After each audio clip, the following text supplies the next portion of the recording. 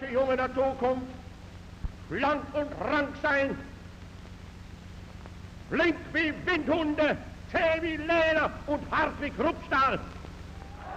In 1933, the newly elected Adolf Hitler introduced a series of racist laws in Germany. People suffering from hereditary diseases were forcibly sterilized. The law to protect German blood prohibited marriage between Jews and German citizens. He instructed his second-in-command, Heinrich Himmler, the leader of the SS, to put the finishing touches to an unprecedented eugenics program. The concept was as simple as it was Machiavellian. The mission was to recruit parents who would procreate and produce a generation of pure Aryans.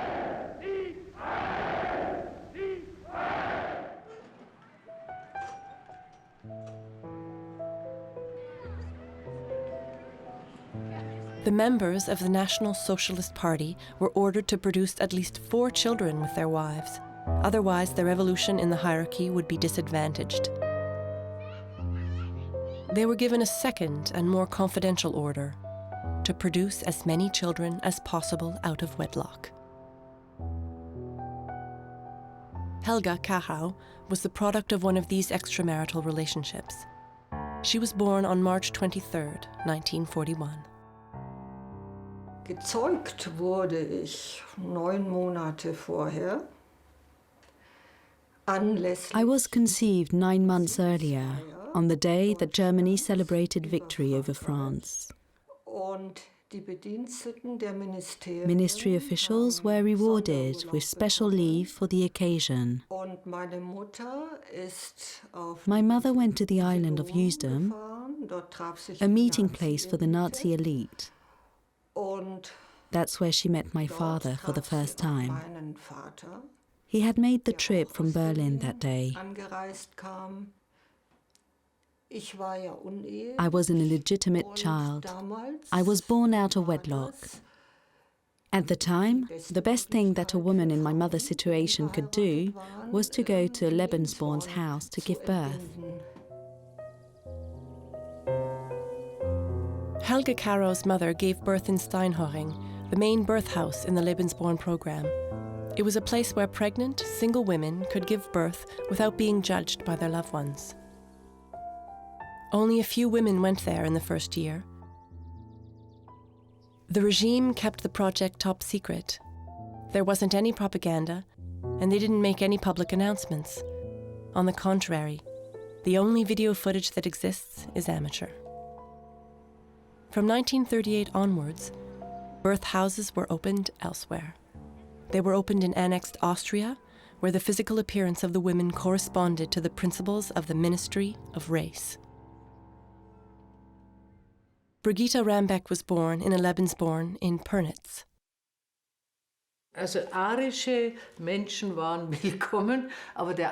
All Aryans were welcome, but they had to prove their Aryan identity. My parents didn't have any problems doing this because my father was a lawyer in the National Socialist Party. They were accepted into the program without any problems. Their situation was typical at the time. This is why the Lebensborn homes were set up. They gave Aryan men and women of good origin the opportunity to give birth in secret.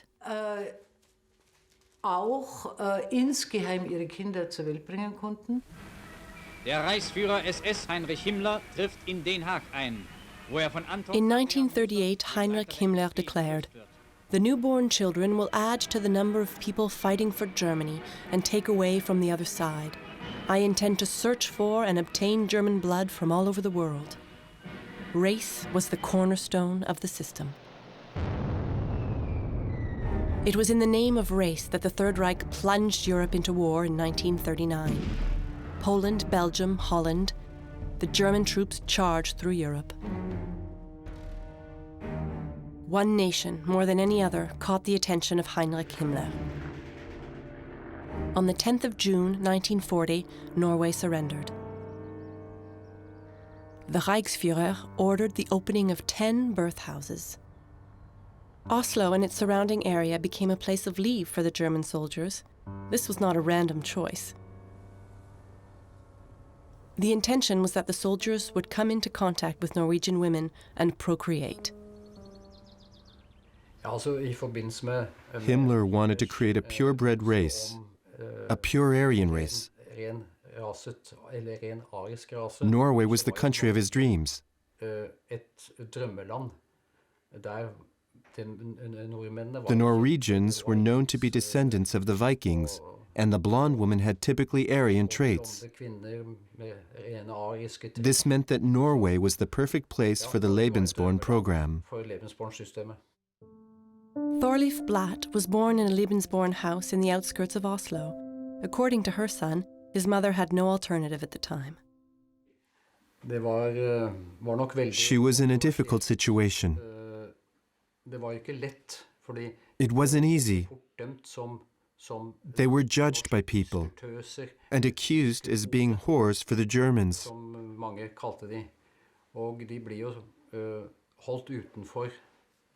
They were ostracized because they had made the mistake of sleeping with the enemy. Between 1942 and 1945, 10,000 children were born in Norway, the largest contingent of the Lebensborn children. The majority of them went to live in Germany. Birth houses were also opened in Holland, Sweden, and Denmark. But this wasn't enough for Heinrich Himmler. As far as he was concerned, there weren't enough children being born, and they didn't have birth houses in enough countries. Maternity houses were opened in France and Belgium, where the populations had up until then been considered impure. At the start of 1943, the black SS flag flew in the courtyard of the Weijimont Castle. Belgian women that were considered to have childbearing potential for the Reich were taken to the Liège Lebensborn. Gisèle Nyango was born in Weijimont. She doesn't know anything else about her birth. She has spent 70 years trying to understand why her mother gave birth in a Lebensborn. According to my French identity documents, I was born in Bar-le-Duc on October 11th, 1943. My mother was extremely poor. She had nothing. It's possible that she was asked to leave me in a Lebensborn because I would add to the number of children that lived there. Maybe. She probably thought that this meant that I'd be looked after. I'm not sure, but it's a possible explanation.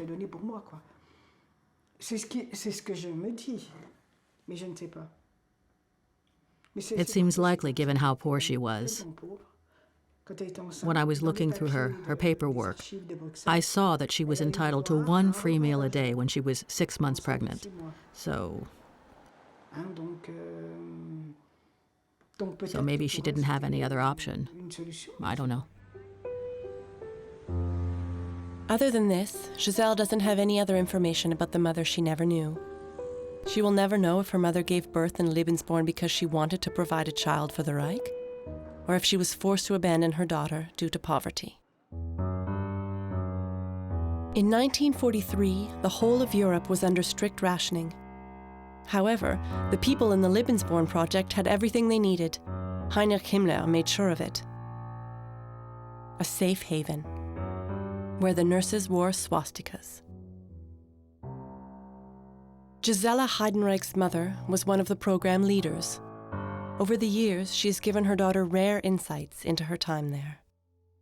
They say it was the best time of their life. They had very good food, they had excellent food, and they were laughing, and they were singing, and they were dancing, and they could knit, they had all those embroideries, and they had a very good time.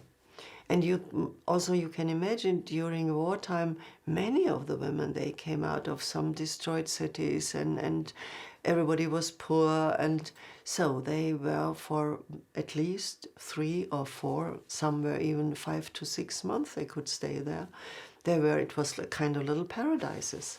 It was wartime, yet the Lebensborn homes had highly qualified staff, leading midwives and doctors. My mother always said it was the best place for a woman to go to give birth. She always spoke about it in a very positive way. However, the paradise described by Brigitte Rambeck's mother came at a price.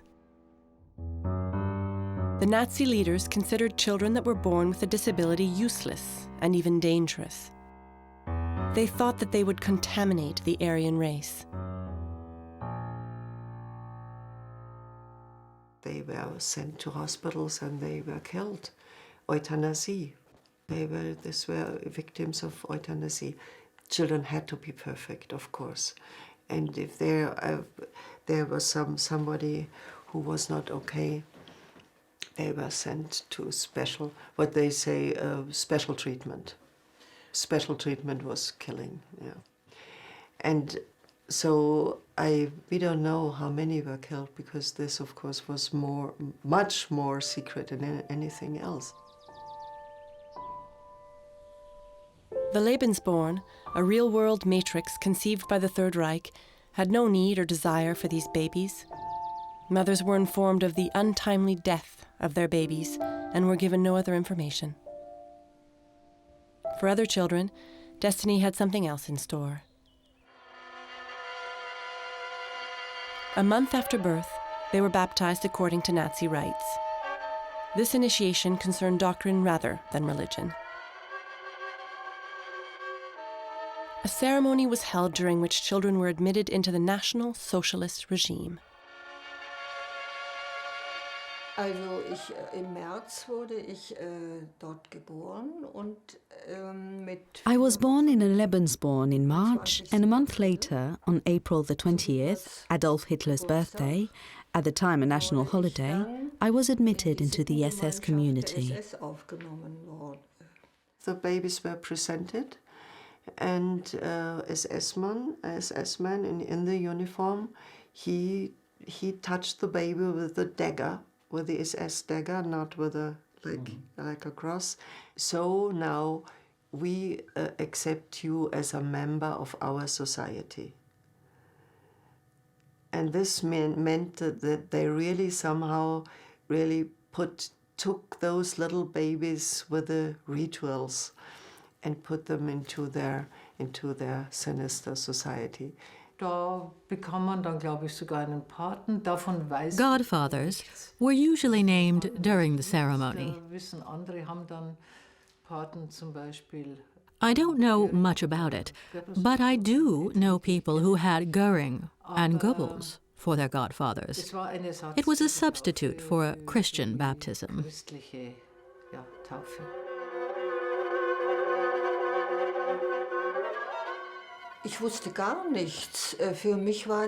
I didn't know anything else. It was life as I knew it. I was born surrounded by the SS flags. I saw only men in uniform. For me, it was normal. I spent time in a large SS barracks at Pulag, and the men in their black SS uniforms were all very caring towards me.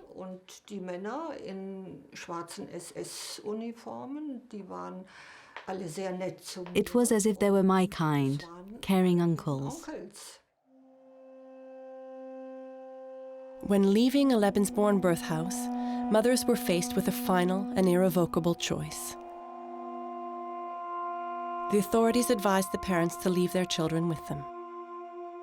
They promised to erase all traces of the biological parents and find a new family for the babies. An SS family, of course, to strengthen the new Germanic race. At the age of 5 months, I was assigned to a foster family, the Schneider family.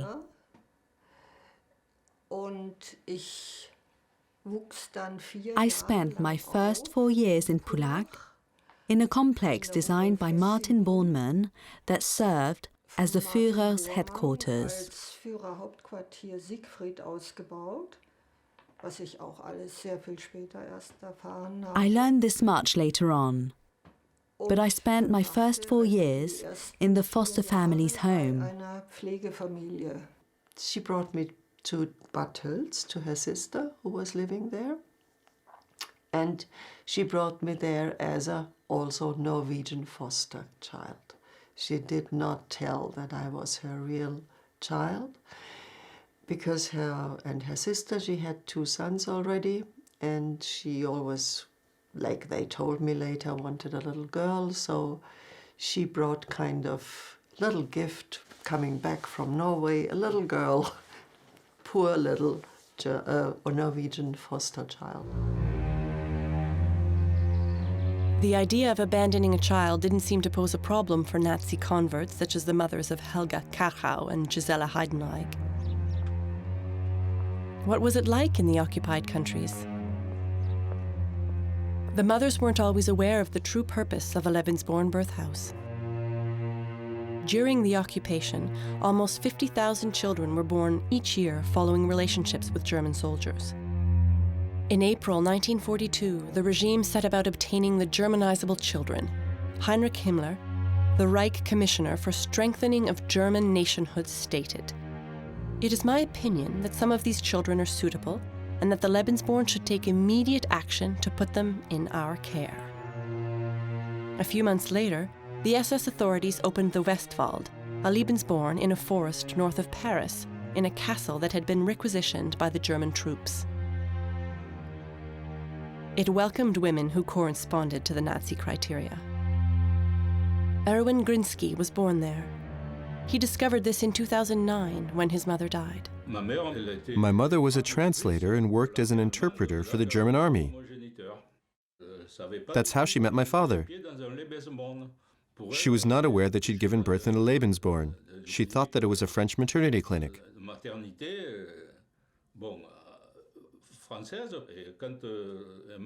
She told me that my father asked her to leave me in the home. But she refused. She kept quiet and left for Germany. My father received his commission in July 44 when I was 2 months old. We left for Germany.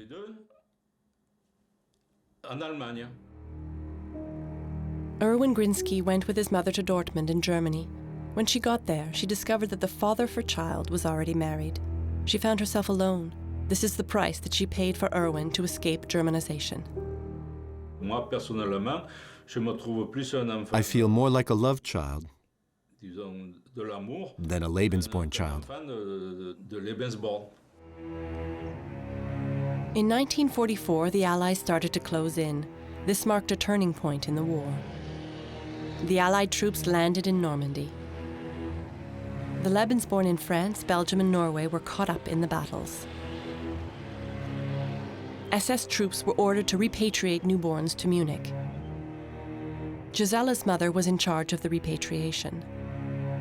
On the 10th of August 1944, she participated in the closure of the French Lebensborn in La Morlaix. She was sent by her office from Munich to close this home. And she said, she and a nurse, 2 of them, they took about, I said, it was 8 or 10 children. And she brought the children to Wiesbaden, one of them, a part of to Wiesbaden, and some of them she brought back to Steinhöring, where she worked in meanwhile also. The directors of the Belgian Lebensborn in Weschimont started to panic. The children were immediately evacuated. The German border was only 300 kilometers away, but time was running out. The US military were approaching. Walter Boser was not yet 1 year old. He lived in the maternity house with his mother. His life took a different turn on the day that he left the Lebensborn. My mother and I were removed in September 44. The Germans were leaving Belgium because the Allies were advancing. We went by truck to Aix-la-Chapelle.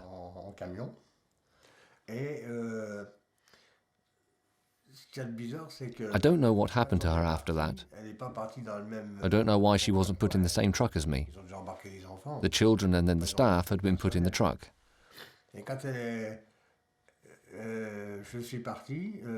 She ran behind the truck shouting that I was her child. They didn't care.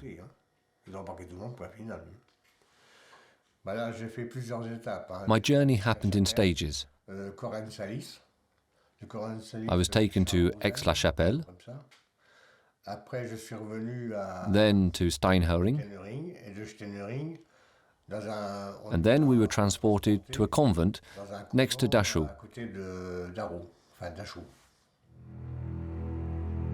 It took 8 months for the German troops to repatriate Walter and the other residents of the Lebensborn to the capital of Bavaria. The Nazi regime had fallen, but the SS officials wanted to keep the children at all costs. 300 of them were found in cramped conditions in the Bavarian headquarters of the organization. On the 3rd of May 1945, the GIs took possession of Steinhering. They discovered the birth house and the children who had been conditioned to hate them.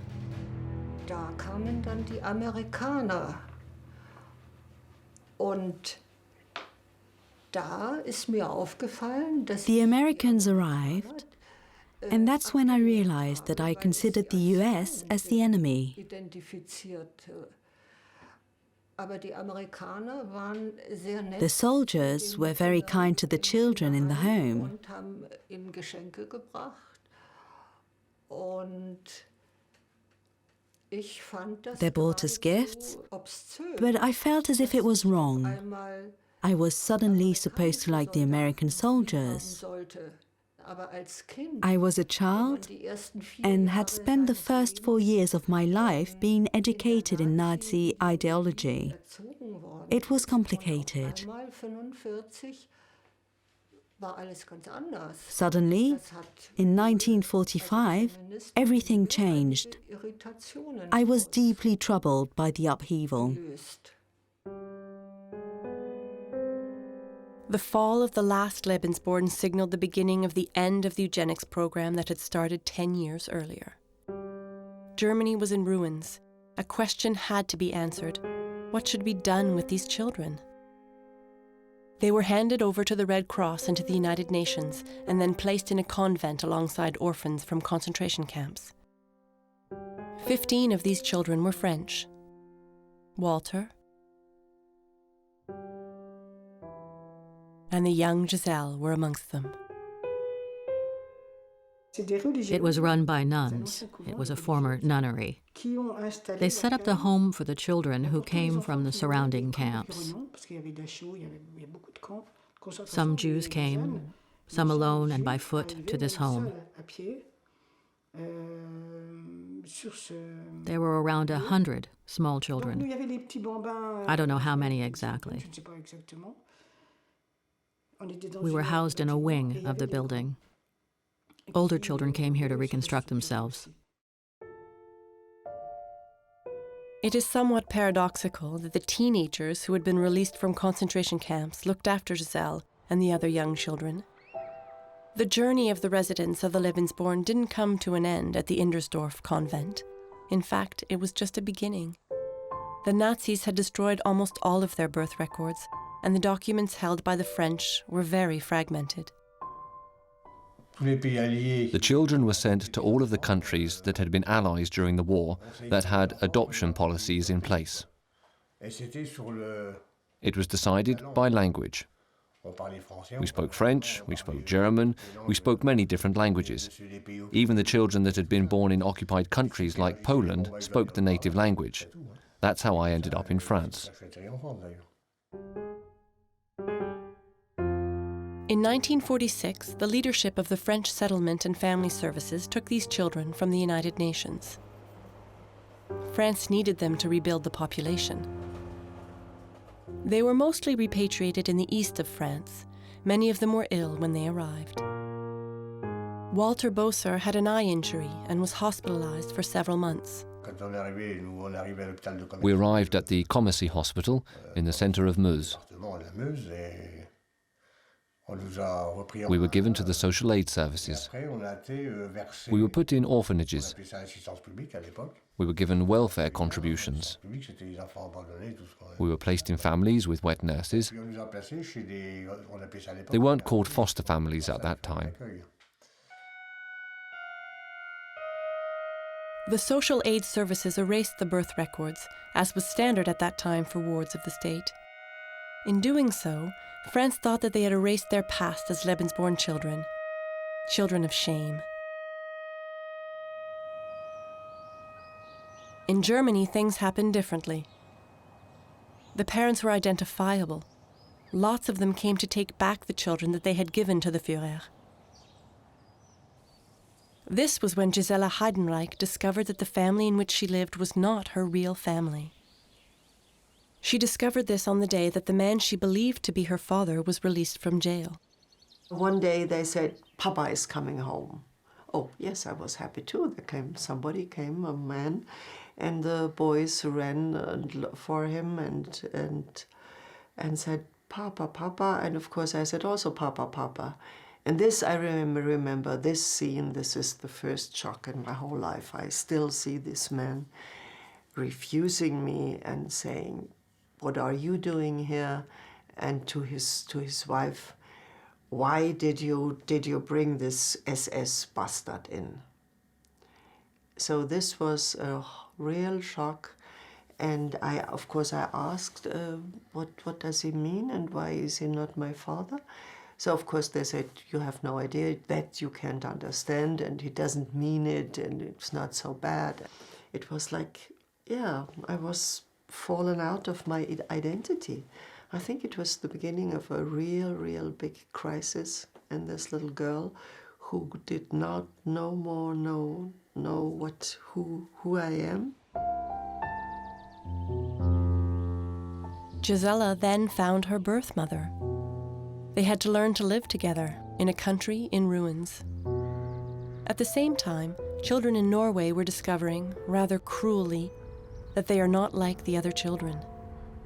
In a country traumatized by 5 years of occupation, the Lebensborn babies symbolized the collaboration with the enemy of thousands of Norwegians. Thorleif had followed his mother to Germany during the war and returned to Norway after the liberation. When we returned to Oslo, I could only speak German. But when we traveled from the center of Oslo to my mother's house, I wasn't allowed to speak. We didn't want anyone to discover that I was German. So the first month that I was there, I was not allowed to speak.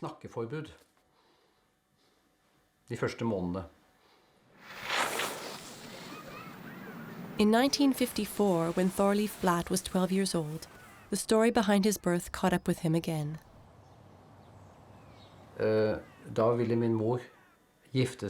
My mother wanted to marry a Norwegian man. But I was a problem, an obstacle. I was complicating things. The man that she wanted to marry did not want me to be part of the marriage.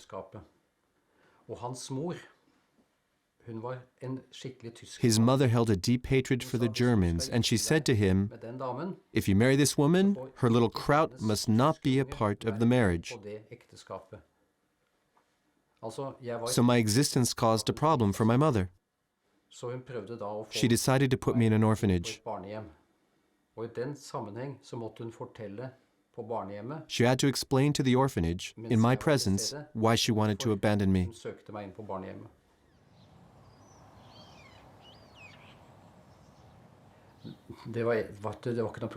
I didn't come across this kind of problem in the orphanage because most of the children had the same background as me. A lot of us had a German father and a Norwegian mother.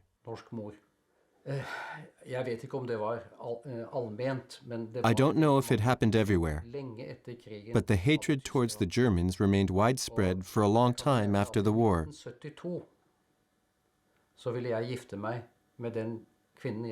To give you an example, in 1972, when I married the woman I loved, her father refused to come to the church because she was marrying a German.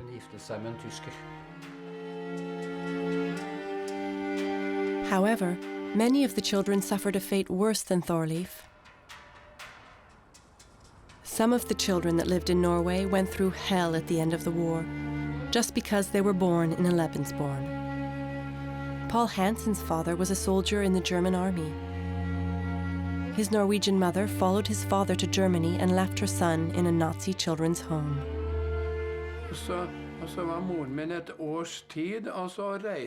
My mother stayed there for a year, and she abandoned me in a Lebensborn. I didn't know where she'd gone. She'd met a German man. I learned later on that they both went to Germany.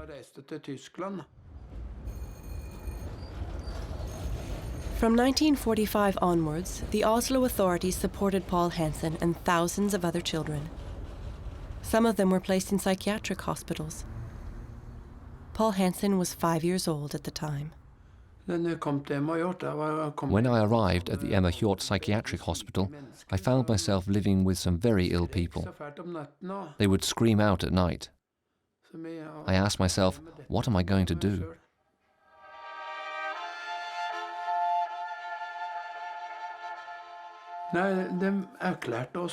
We were officially declared retarded.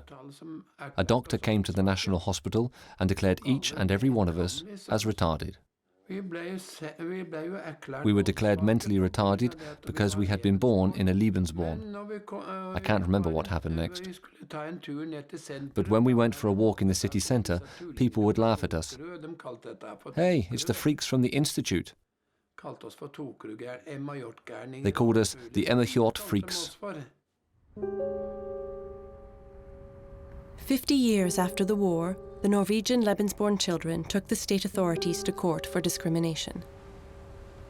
The state granted them financial compensation, but refused to admit liability. I don't know what happened to everyone. But during the time that I was president of the Association of Lebensborn Children of War, I heard many horror stories.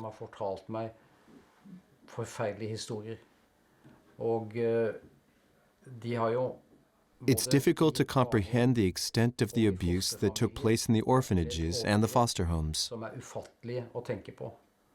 The Norwegian authorities considered the little Krauts as inferior and as a possible future fifth column.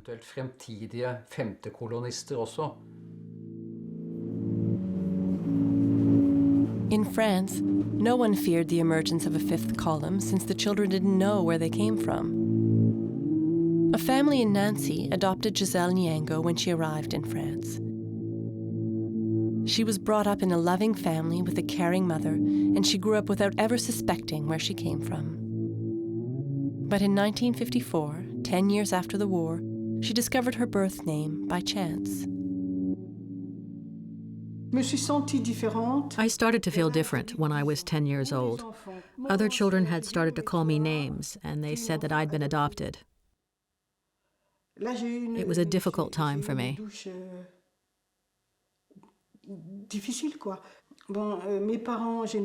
I asked my parents if I'd been adopted.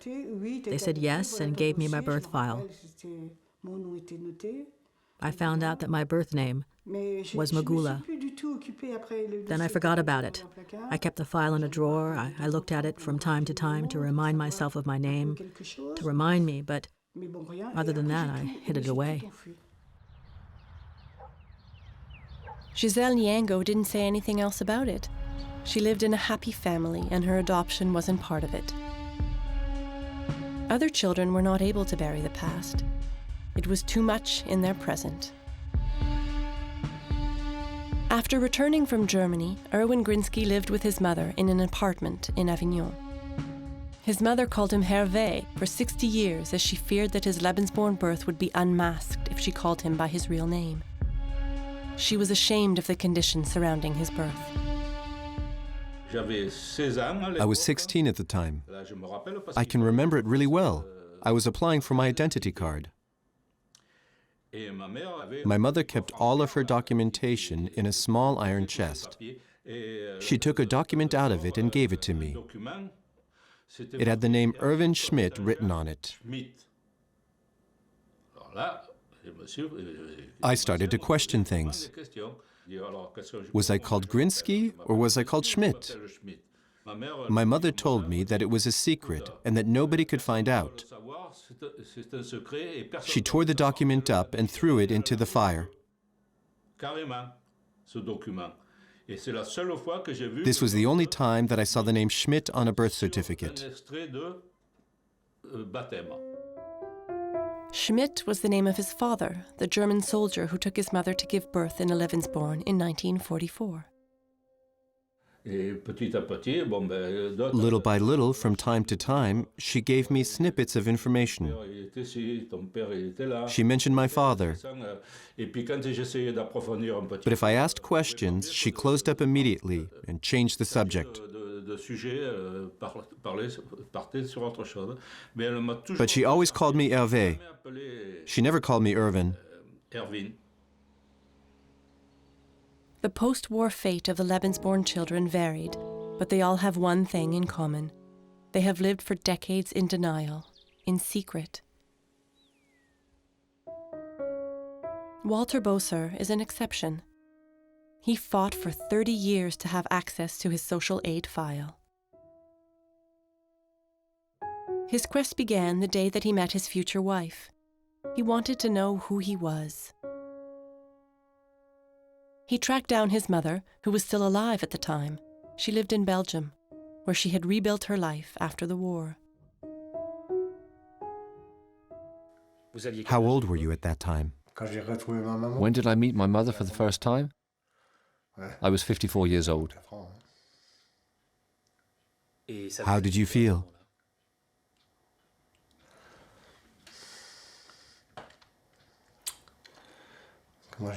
How shall I put it? I don't want to be horrible. When I started researching my background, I couldn't understand how a mother or father wouldn't want to find their child. I judged them. I said that if I found them, I would ask them why they hadn't tried to find me. But it never works out that way. It was a joy and a disappointment. I was disappointed to find that she had become an old woman. I couldn't remember what she looked like. I couldn't remember having seen her. That's why I couldn't remember her face. After years of speculating, Walter learned that he came from the Belgian Lebensborn in Vegemont. He wanted to know whether he was conceived out of love, or was he conceived for the Reich. I made her explain what had happened. She said that she was young at the time. She was only 18. She worked there as an assistant cook. She wasn't even the cook. She was an assistant cook. She prepared the bottles for the babies. She said that she needed someone to look after me, so she took me to work with her. Apparently, this was allowed. According to Walter's mother, he was taken by mistake with the Lebensborn children. Her explications didn't give him the answers to his questions. I asked her what had happened to my father. She handed me a photograph. I didn't know what to say. It was a picture of me in my father's arms. He was crouching down and he had his legs around me to keep me upright. This old photograph is all that he has of his father, a photograph of a German soldier with a child. He doesn't know anything else about him. His father died before he could find him. He died in 1986. If the French authorities had helped me when I was 21, I might have known my father. But because of stupid bureaucratic procedures and the cruelty of the people involved, I missed out.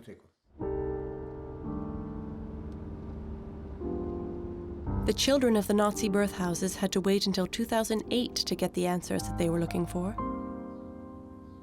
This is the date that the Red Cross opened their archives, 60 years after the war, A veritable lifetime. Erwin finally got the answers that his mother had refused to give him. He was indeed born in the French Lebensborn in La Morlaix. All that I can say is that it was very difficult to deal with.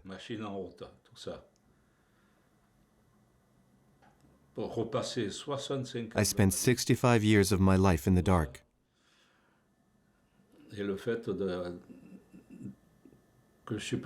This might be why I'm the way I am. I'm a pretty closed person. It certainly had an effect on me. I spent many years not knowing where I was from. Giselle Nyango also lived in ignorance for over 60 years. When her adoptive mother died, her husband pushed her to seek her origins. She only had her birth name to go on, but she managed to discover her birthplace. She revealed all to her children.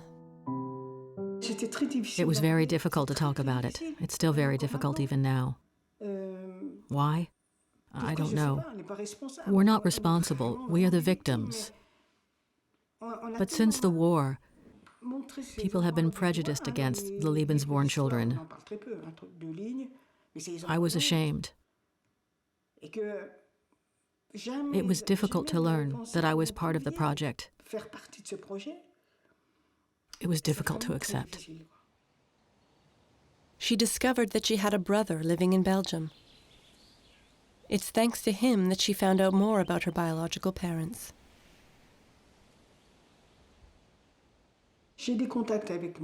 I contacted my younger brother, who was very welcoming towards me. He told me about our biological mother. I say biological because that's the way it is. He found a photograph of a German military in one of his mother's albums. But that's it. There's no name, nothing else. Does this still affect you? No, it's only now that I'm starting to digest.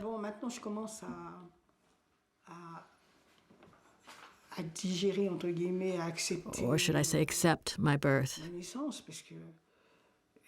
and to understand that I am a victim in the situation.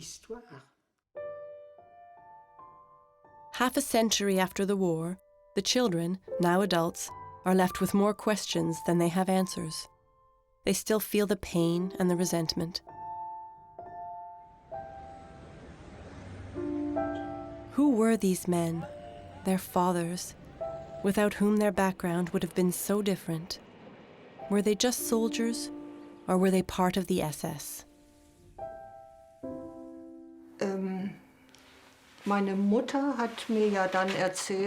My mother had told me that my father was reported missing. After the war, this more or less meant that someone was dead. I did not ask any more questions about him. I must admit that I wasn't interested in looking for my father. But 6 months after the death of my mother, my father found me. It was like a bad movie, but it was my reality. My father had just turned 80.